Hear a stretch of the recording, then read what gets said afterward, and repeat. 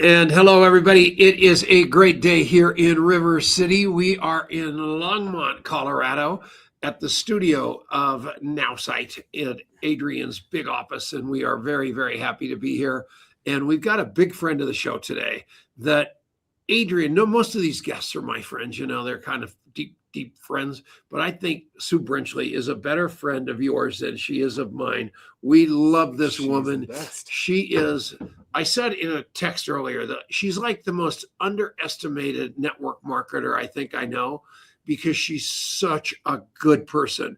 And everybody just looks at her and goes, man, she can't be that great, because of whatever kind of interviewing they do with their eyes. And the next thing they know, here comes Sue Brenchley, and she says, hi, this is Dr. Rewire. He's one of the most famous guys in the United States. I want you to meet him, Tom, and I want him to come on your radio show. And Dr. Rewire wouldn't come on my radio show for all the money in the world until Sue Brenchley told him to. And he looked her right in the eye and said, be happy to come on, Tom, because of the influence of a Sue Brenchley. And today's show is going to be a lot about influence, because I too get what is it? Overestimated, underestimated? Underestimated. You get overestimated. One of the two. One of the two. Usually that, they just think this guy doesn't, they never see me coming either. And I love that about Sue, because she serves people. She cares about people. When we got in our car accident, man, the biggest gift, the fastest gift, the boldest gift came from Sue Brenchley. Everything she does out of compassion and love, and she exemplifies what this profession is all about. And I love her with all of my heart. What do you think of the woman? I'm going to look down and share this to some pages. It's not that I'm not paying attention. Richard Brooke, go ahead. I feel the same way. I love Sue. I love her heart. I love how much she's about making the right thing, and the main thing. And that's what it's all about. And I'll never forget when we were hanging out at Pirates Cove and she showed up with goodies from not one, but two different crazy donut shops or something in Las Vegas. And I was like, all right, this is my kind of girl. So Sue, welcome to the show. Great to have you. I know if I'd been home, I would have brought cookies, but there we go. I know actually, since we're bringing up resentments, I've still never had one of your cookies, Sue, and I'm not happy. So shrink wrap one and send it to me. Okay, I will. What is going on with you? Well, it's one of those things where it's another day and the next day and the next day. And, I'm just at a kind of a very nostalgic part of my career where I'm going, am I getting too old to do this? Sure. Am I, at what point in time, people ask all the time, like, when are you going to retire? And I'm like, retire from what? What would I do? And, this is a really critical year for me this year, for so many reasons. And part of it is, this week is my 50th wedding anniversary. Wow. So I've made it to, a really big milestone. And next month I turn 70. So that's that's kind of that place where I just go, what an amazing life I've been allowed to live, and how grateful I am. You're married to the same guy? I am. It's kind of a cumulative 50-year anniversary across 3 or 4 different partners. But that's what I do. I had his mom in, and like the other 5 wives would never ask me. Yeah, that's something out of a movie. I never tell them it's a total of 6 different wives to get to those years. But yeah, that's awesome. Okay, keep going. And I'd only told him about 5 of them, so that's why he's looking so shocked. See, I don't quit. I don't quit on this industry. I didn't quit on my marriage. And that's one of the secrets, is when it's hard, you just don't quit. That's exactly. In this business, you don't quit. Yeah. And, I think you maybe, this is what happened to you, just like me. For richer, for poor, in sickness and in health, until death do us part. It's kind of the same pact you made with network marketing. It is. You're in this thing, and I'll never forget. I sent Eric $5,000. One of those masterminds we were at. It maybe even cost a lot more than that, whatever it was. And I went there to learn how to retire. And he said, "You're crazy. You don't retire. You retire in." And it was the greatest advice I ever got. And that's kind of like you. You're not going anywhere. No. You may slow down. I've slowed down a ton, but at the end of the day, you never, ever retire. You just have a blast until you die. They treat you like the role. I got a text. You know who Marcy Cook is, don't you? Yeah. I got a beautiful picture of her in the nursing home today, and she's on her last leg. There's clearly that, but just looking at her smiling at that camera, all dressed up, no place to go because she's locked into this place down in San Antonio. But that's how I want to be when I grow up, man. Just happy as a clam, have the money to be able to take care of myself no matter what's going on in the world. That's her, that's you. And and when I'm your age, I want to have the same attitude, kid. Well, and I think, when somebody told me this a long time ago, you don't want to retire, but you do want to stop having to work for money. And that's kind of the magic of this profession, is that you can get to that place if you choose and if you work hard, that I don't have to work for money. Now I get to work for purpose. Oh, wow. Yeah. And that's what you're doing now, right? Yep. And we just went to Costa Rica together. And like I mentioned, you brought Dr. Rewire. But what I noticed there, where you were basically mentoring and getting mentored literally every minute of the day with different people that you didn't know, trying to teach and basically to learn what they were doing. And what we found out in Costa Rica was everything we've been doing all these years is finally fashionable again. And it's not about all that horse manure around the funnels and all that stuff. You got to have that. Affiliate programs, influencer programs, all that noise. It still boils down to just straight line network marketing, right? And not only that, but I think there's a really big differentiation between how we kind of got off track. And that is what made me fall in love with network marketing. I don't know if you remember this, but there was a book 35 years ago that John K. Lynch wrote called The Greatest Opportunity in the History of the World. And I read that book and it just changed me from a thought of what do I do to make money to what do I do to help other people make money. Right. And we've lost, I think, so much with the whole influencers, social media, next generation. It's almost like there's too much money and people are chasing money instead of my whole job is to make sure other people are making money. That's how I make money. If I'm just looking at me making money, that's when it's not going to be, that's when the icky part of network marketing surfaces. Yeah. And it's about giving. This business is about giving. Mm-hmm. And a lot of the stuff that I go to and a lot of the stuff that you go to, it's a little harder as you get older. And I made a joke a minute ago about when I get to be her age, but I'm much older than Sue. And I want to make sure everybody knows that. But, sometimes you don't feel like going to stuff. And a lot of days I don't feel like going to my AA meeting. And, I know it all. I've been going for 37 years. I've been going to these meetings for all this time. And a mentor of mine said, Tom, you don't get it. You're not going for you. You're going for them. Yep. And it's the same thing with, I do several calls every day and I get these people that tell me they won't do this and they won't do that because it's all about them.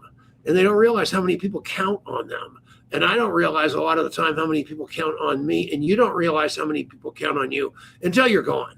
And don't do that. Don't you dare slow down. So we need you. And what I love about you is, as unlikely as it looks with the estimation, however that goes, you don't exactly look tech savvy looking at you on this screen right now. But you are a very tech savvy woman, aren't you? I'm more of a system savvy person. Yeah, I'll do that. Somebody else has to do the techie part a lot of times. Like I'm not the pro, but I understand it. And that's why when you go and you listen and you ask questions and, I'll call Adrian and work through, sometimes he's like, okay, she's the mom type that needs that extra little support. It's like, how do I make this work? But it's like, if I don't make it work, then I don't get the benefits of how it works. And I love, so, one of the people that was in Costa Rica with us was Bree with some technology, Yeah. right? That one of the things that is so cool about technology is it makes it so we can do more in a more effective way. And I'll just say this. I've wanted forever to duplicate the cassette tape. Everybody knows, like, I've been almost passionate about how do we get back to the simplicity of the cassette tape? Because we ended up in a world where everybody is trying to improve things. And whenever you change something, you lose the simplicity of the message. Everybody's hearing different messages. Somebody goes on and they take a video and they change it like right then. And now tomorrow somebody's hearing something different. What I think technology is going to get back to is the simplicity of the cassette tape. I've got a message. It's a clear message. And the cassette tape kept that message clear. It was an hour on a cassette tape. Do you remember those days? It was like, that was our job. If you came into the business, you bought 100 cassette tapes. Your job was to get that message to 100 people. The ones who joined you bought 100 cassette tapes. You ended up buying more. But at least if we just had a minimum of 100 people sharing a powerful message and allowing people to choose which message applied to them, which message they aligned with, our world would change. But we've got it too techie almost now. I love that idea of coming full circle to some place of simplicity, right? I think one of the things that is interesting, if you think about kind of the arc of the way network marketing has gone and the way technology has gone, is it used to be like the company gives you a system and you follow the system, and you, like, the leader didn't have to go and invent all of these systems because those systems were given. And then you kind of came into this world where technology allowed for all of this kind of micro innovation and all these things to happen. But what also kind of happens is this sort of like dispersion or diffusion of energy, this diffusion of consistency. And like all of a sudden everybody's doing something different, and it's like, these mutations are happening so fast that nobody can ever keep up, because there's like 5,000 different versions of what's happening in these companies. And it's a big challenge, I think, for company ownership. I think it's a big challenge for big leaders, that it's so hard to get everybody to do the same thing. And perhaps there's an opportunity for us to actually start to bring that back around again. Is that kind of what you're getting at? Totally. And I think people want to be entertained now instead of entertained. Yeah. We need to get back to entertainment, where it's like, this is what you do. And it's all about the new person. Mm-hmm. It's all about that message. It's that first connection. So, that's where I came up with the whole concept of, if your business isn't working, you need CPR. And what is CPR? It's making the heartbeat of your business come back to life, because you've either got a dead heart or you've got a beating heart. And if you've got a beating heart, then that means you're making connections, you're having conversations. People want to go right to pitch instead of the conversation and the connection. The connection is actually the first step in this business that I think we've gotten away from. And that's where the influence is.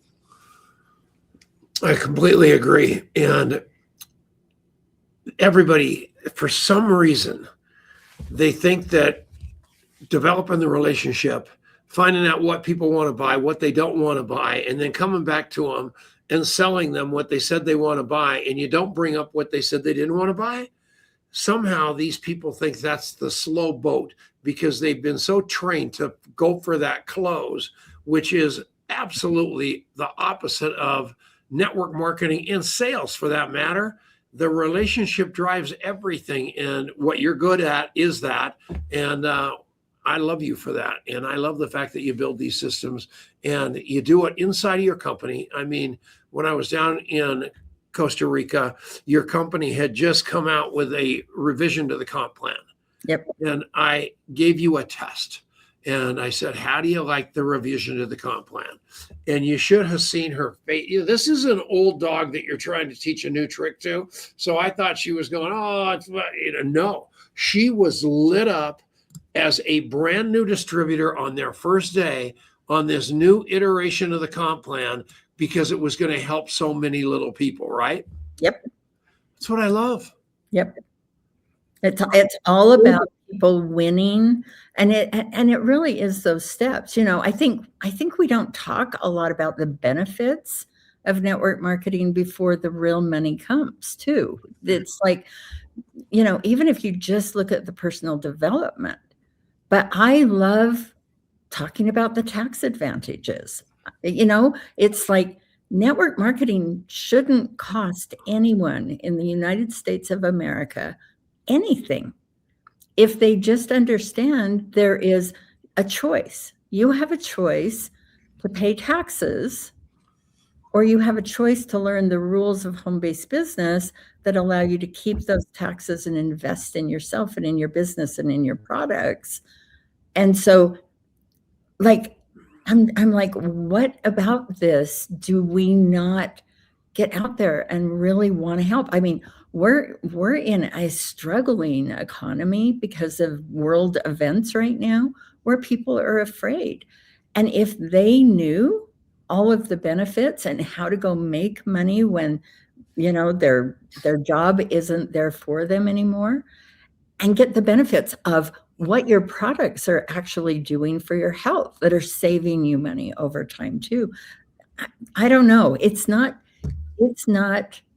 just about a bank account. It's about your life. And thinking about you, that's what you should brand yourself as, is that expert that's able to, these corporate America people. I just saw Randy Gage said that he believes that 3 billion jobs are going to be eliminated with AI. And yep. I haven't heard, even Gary Vaynerchuk isn't saying the number's that big, but most people are talking about it being a giant number. And corporate America has got to be going, what on earth are we doing here? And they're probably looking at their income saying, here's our big income, but look how much money in taxes we're paying.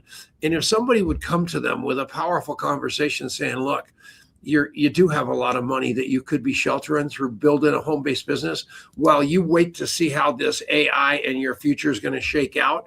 And you should just embrace this time to use that tax deduction sitting there to get educated on a profession that may be the lifeline in your life. You would be the perfect expert at that. That's true, because that really is my passion. I'm voting for you. Yeah, so you guys, and she knows what she's talking about. She hasn't branded that yet, but at the same time, she knows what she's talking about. Her name is Sue Brenchley, and she's on Facebook, and all you got to do is Facebook Messenger her. She will respond to you. She's real good about that. And ask her those questions, because I'll tell you what, that is a hole in the boat. When you're running out of money and you're figuring out where you're cutting back, and you're looking at your spouse going, man, we're paying $80,000 in taxes this year. Maybe there's a way around that. Listening to that lady named Sue Brenchley, that's what you want to go to, right, Sue? That's exactly it. I love having those conversations. Yeah. That is so cool. So, Sue, you talked about you're kind of in this time of personal reflection and just thinking about sort of what you want the next season of your career to look like.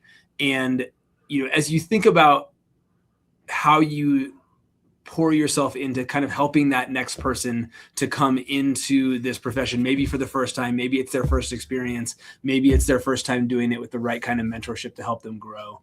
What are some things that you see happening right now that are critical for people to be successful in the kind of economy that we're in now? Well, okay. If I think about what the world is telling people right now, which is finding a niche market and selling a product, right? And I believe in that. I believe in my product lines. So, I mean, it's like that's why you align with whoever you're with in this industry, is because you have a product experience. You can't go out and share something you don't believe in. If you don't believe in your company, if you don't believe in your products, you don't believe in your team, you're just toast. But I think right now we've got to have different conversations with each generation. So I'll tell you something that I'm in the middle of doing right now, because I'm like, how do I have a message that a 20-year-old will listen to that can impact a 20-year-old, but also impact a 70-year-old? What is that message? And as you look at the different ages that you go through, they each come with their own challenge. They each come with something to learn and grow. And it was kind of fun because I did this with AI and it turned out really good because, okay, what does a 20-year-old sees their whole life in front of them? They're not worried about retirement. They're not worried about knee pain. You can sit and try to warn them about what's coming in the 70s, but they don't really get it, right? Sure. But if you attach a conversation about money to that, and you can literally show them that if they start doing something smart in their 20s, their 70s and 80s look so much different. And so one thing that I started doing with my grandkids is when they turn 16, I no longer give them physical gifts. What I do is I open a Roth IRA. And for that whole year, if they match what I do, so that's their birthday gift, that's their gift, right? If they match what I put in their IRA, then I match it again at the end of the year. Then I put more in at 17, 18, 19, and 20. So by the time they're 21, they've had 5 birthday gifts. I cap it as long as they don't touch it and they've matched it all at 21, then I top it off. If we did nothing but that, they would have at least $500,000 in that account by retirement. So now, instead of just like, how do we bring in education? How do we talk about things that are relevant? How do we talk about providing health? And how do we talk about, it's just like the taxes.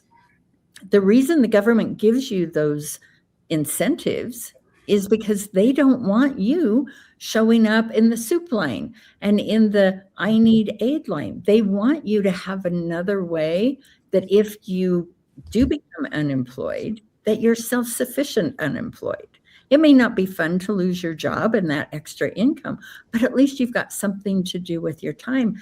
And I just think we're not preparing the next generation, and we have wisdom. I want my grandkids. It's fun to sit down with them and just ask them questions and see what they want to learn from me. That's the magic of the generations. And if you've got a message that somebody can look at themselves in whatever age they are, say you're 40, but all of a sudden that message is like, oh my gosh, my kids need to hear this and my parents need to hear this. Or me as a grandparent, it's like, I want my family to hear this message. That's what I want to do in the future, is really create that thing that brings us back together instead of separating us into just places where everybody's chasing money, because the value is in the relationship. Yeah, totally.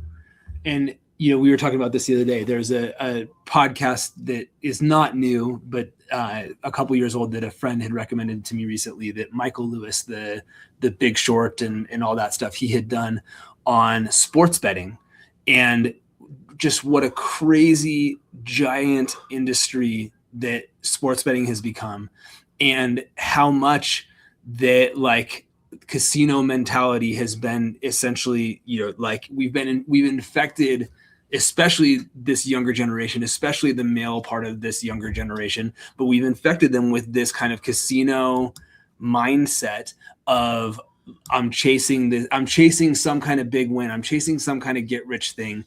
And it's it's really scary. It's real, like there's a ton to unpack there. But the thing that stands out to me is like, whatever happens, like at the end of the day, like it's a really empty, whether you win or lose, it's really empty. Like there's nothing really there.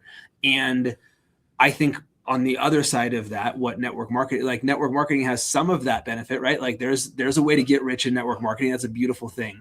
But there's a substance to that in terms of the community that gets built, the relation, like to do that well, to sustain a real income that's meaningful in network marketing, it's going to come from doing these things that are going to make that a satisfying outcome and not just I got lucky and got rich kind of a thing. And I think that whether people realize it or not, they're really hungry for that. And that's another thing that network marketing can offer kind of uniquely, or at least in abundance relative to the rest of industry, that's really special. Well, and it's like, too, we've got families that are falling apart because of the pressure of trading time for money. Like right now, like the costs are like 25% higher than they were a year ago in so many areas of our life. And people with jobs are not getting 25% raises, right? Yeah. And, and one of the reasons that our kids are having problems is because the parents are always at work and they're always having to survive and do things where they're not even connected anymore. The connection is so vital to what society is going to be like 10 and 20 years from now. Completely agree. It was really good to see your husband in Costa Rica. I mean, that was so cute. And the guy eats fish like you've never seen a guy eat more fish in your life. It was so cute. I sat with him at dinner twice and he was adorable. And I want to ask you why you spend so, I mean, Rob Sperry should have a bronze statue of you in front of his building. You go to all of his events. You go to all of Eric's events. You go to the ANMP. Why do you go to all that stuff, Sue? I know the answer, but I want the people to hear you say it because I do the same thing and the juice is worth the squeeze. But I just, every day, I'm listening to arrogant leaders say, don't go to those outside events. I'll teach you everything you need to know. And I just scoff because nobody knows. And you agree or disagree? I totally, here's the thing. The relationships, both inside of our business and inside of our industry, are very different relationships. Yeah. I could sit here for hours and tell you the nuggets, the things that changed me, the things that made me think differently. But more than that, it's like every time I get to go meet somebody else new, right? And I might even get emotional when I say this. It's like I wouldn't know you if I hadn't went to multiple events and finally got to the point where we could have a conversation and get to know each other a little bit more, right? But I know, like, my phone is full of messages from you. But here's the thing, the depth of these relationships, the fact that I could call so many people in so many companies, ask them to help me solve a problem, be there for me through something. You were the very first person at 7:00 in the morning who called me when my son passed. And it's like, that's what real relationship is about, that you just called and said, what do you need? I remember his funeral service was on Saturday, and the following week was Beyond Leadership. That's a once a year thing that Eric used to do. And I knew that I didn't have to go to that. I knew that I could get a credit. I could go the next year. I knew all of that. And at the same time, I sat there and my son said to me, Mom, you're going to hurt no matter where you are. You might as well hurt surrounded by people you love doing what you love. Because I could have stayed home. I could have felt bad in my home. And it did hurt. It still hurt to get on that plane. It still hurt. I didn't go on time. I didn't want to see anybody because I knew that people would come and hug me and I would start crying. And as I went in to sneak into my seat, Eric turned around and he stopped the whole meeting and he said, "Hold on just a minute, everybody. I need to go give this lady a hug." That is more valuable than anything in my bank account. This is when you got in your accident. It was like so many people know you. We're praying for you and Denise. We're praying for your whole family. This is so much more. You don't get the jobs, the support, the connection anywhere else in this world, except for when you start building people and serving people and knowing who they are and having conversations. And I just don't want to miss out on the conversations. So beautiful. True story. Yeah, it really is. And I think, that's a painful picture, but such a real picture of how tight and how deep that community is, that includes the two of you, that includes Eric, that includes, a lot of people who, could easily think of each other as rivals or competitors or a whole bunch of dumb things. And that's not the way that it is at all. And what's kind of crazy is that, the further up the chain you get, the more you realize that's the way it is what it seems like. Well, it's what the business is all about. And everybody is scrambling around for that $20 bill at the bottom of the whatever you call it. And, that's not how you get to the top. It's when you start really caring about the people and being so committed to their success that everything shifts. And you realize that the true payoff is relationships and giving and serving, not all that dumb stuff. And then, you alluded to the car accident, and I saw my wife Denise on here. That was a big reality check for us, because we already knew, because of Alcoholics Anonymous and all the stuff that we do, that life was much more than that. But I don't think I had any concept that I could have been dead until that day. And we could, should, and would have been dead, except for a lot of people helped us. And at the end of the day, it's those people that, as I'm standing here right now, that I think about every time. And I pick up the phone every time I hear about somebody losing somebody. I pick up the phone because I know everybody else is afraid to. And those are the toughest calls you make.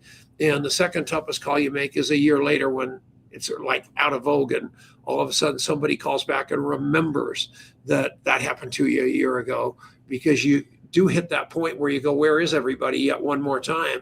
And Sue, you have been such a tremendous friend of ours that it's unbelievable. I mean, it makes me emotional. And what I love about this whole profession we've got is I know that Denise and I aren't the only people in your life for you like that. And, in most jobs, it's not that way. They're waiting for you to die so they can have your job. And this is better. Don't you agree? Oh, 100%.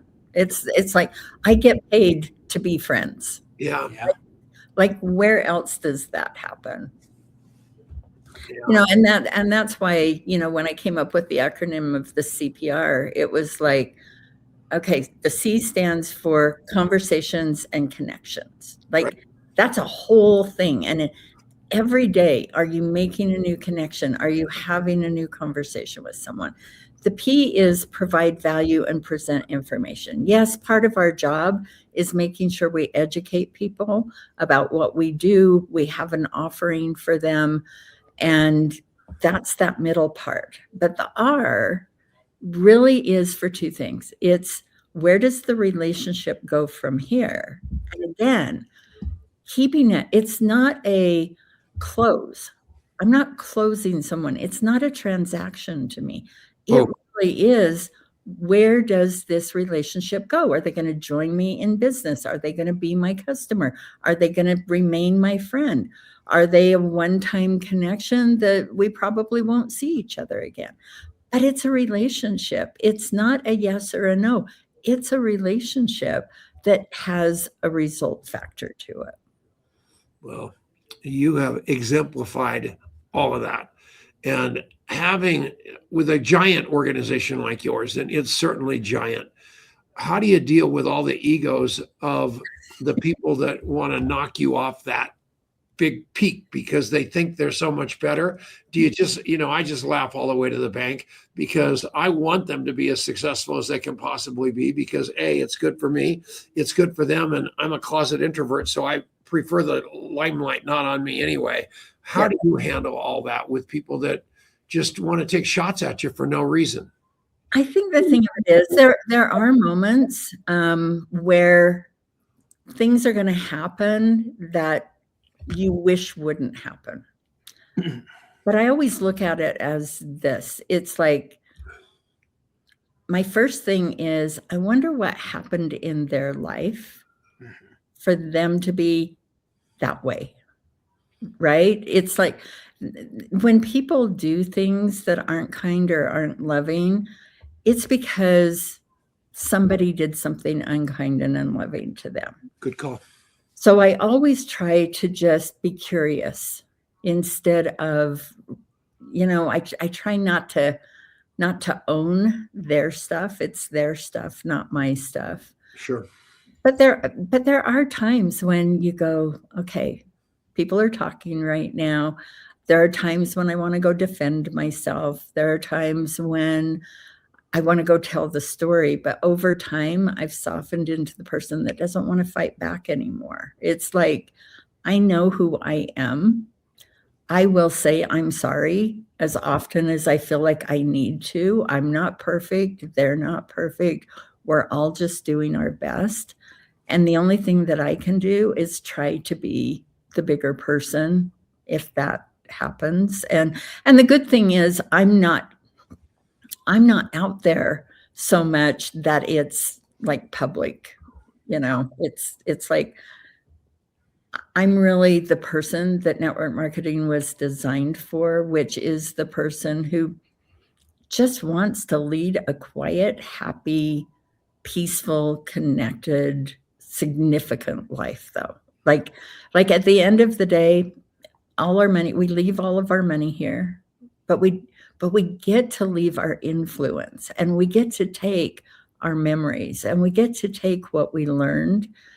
And I'm just much more at peace at 70 than I was in the last 35 years of building this business. That's beautiful. As she says that, I was looking through all kinds of old photos I have of her and of her, and one of them was of a huge luncheon that was hosted by Rob Sperry, and literally every name in network marketing was in this beautiful, beautiful house. And I thought it at least had to be like Mar-a-Lago, and it wasn't. It was Sue Brenchley's house. It was so cool. And she was really the hostess and had this huge lunch for all these network marketers. So she stays quiet, but she wields a giant stick, which is exactly how I want to be when I grow up. And I will tell you, you have made our day coming on the show. I'm sad it's only a 45-minute show because you are about 5 hours of content. I want to bring you back and talk simply about the CPR system generically. I would love to have a tax segment on the same show just so people understand the significance of it all. And you and I and Denise have a lot of grief in common. Yes. And, I don't know that you have to go through all that stuff in order to be a successful network marketer, but it sure doesn't hurt because you learn a lot about trauma. You learn a lot about grief. You learn a lot about unspeakable sadness, and you learn a lot about life and what it's worth. And you just get to that point where it's not worth it to get all wrapped around the axle about anything. Let's just love like crazy, then love more, and it's all going to work out, right, Sue? That's exactly what it is. So we love you. Next week, we've got this little French woman that lives in Germany named Laura Lipinski. You met that little whirling dervish down there. Yep. And she's going to be adorable. We've got that Beck coming on, by the way. And I saw, how do you say how do you say his last name? John Appmeyer. John Appmeyer. Okay. He commented on the show earlier, and he's an old friend of the show and a great human being. And I think he's with that company Beck's out now, or vice versa, something. But I love him. I love her. I love you.